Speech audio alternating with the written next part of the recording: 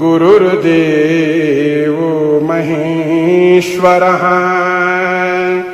गुरुर्साक्षात् परः ब्रह्म तस्मै श्री गुरवे नमः।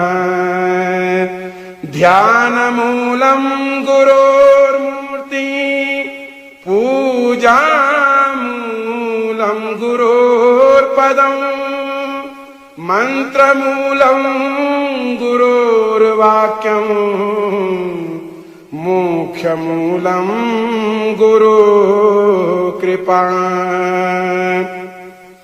शिवो गुरुः शिवो देवः शिवो बन्धु शरीरिणां शिव आत्मा।